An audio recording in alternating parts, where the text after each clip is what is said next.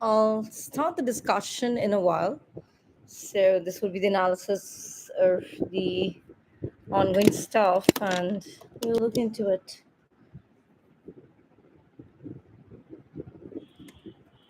I'll wait for a few more moments before I start.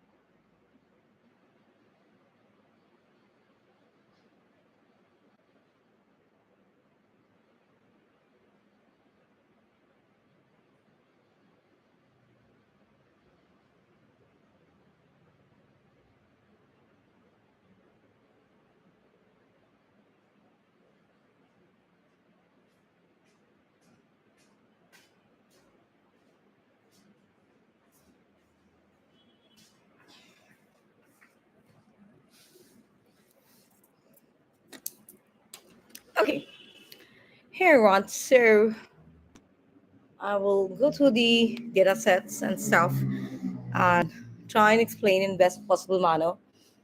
First of all, when we are talking about the telco, and there's a lot of emphasis right now as to in the parenting landscape and how much money is spent um, in documentation and stuff of, say for example, there's a research scientist, say for example, it's just a simple understanding, and particularly this understanding is in respect of my understanding from the Hawkeye approach of whatever time I have spent in the intellectual property right world.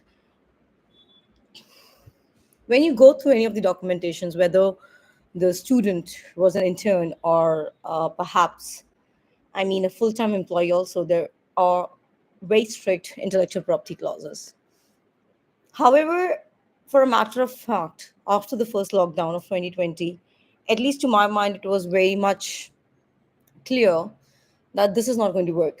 Um, you have to go lean, you have to let off the team, you have to use the AI tools because I was very fortunate to work on the AI part from very, very beginning. I mean, I started my career when bully was so real, and that person and those entities still are under the clause of bully.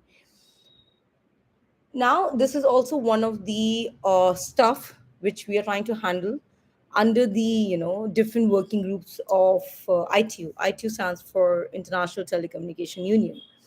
Although I'm trying to solve the current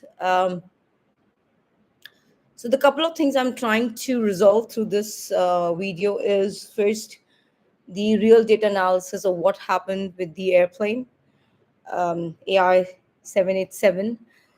Simulation has played a very pivotal role, and today again, I was expecting this person to bounce back. Please wait while we reconnect.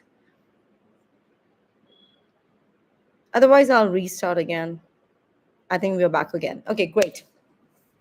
So, bully in the intellectual property world for the clients is very real. Whether the client is an Indian client origin, whether the client is an international client, I mean, these Indian firms have bullied the clients and particularly the international clients from very beginning. And to the extent where, they don't give you the right advice, even if they are charging you, maybe on whatever basis, it's contentious matter or non-contentious matter. Now, this particular guy who actually is trying to bully the stuff which I have written online, it's very evident from the code point of view. He's trying to code his own code because he's also involved in some kind of coding with some dark web or light web or white web or whatever it is, because he's not part of the ITU. It's very, very simple. Because if you're not part of the ethos of ITU, you don't even get our attention. Maybe I'm an Indian pattern Asian. That doesn't mean that anyone can just put anything and tag me and say, hey, this girl has done this, or WIPO is not an authority of granting international patents. However, let me just appease people and let's take a step back and understand from the very beginning. Obviously, when you are at a position where, from the position of authority, when you are sitting in that group, you understand, players will come, players will go. Now, this particular guy, he tends to use words where he's using those tags, he's using misspelling the words, he's using words like iron and stuff.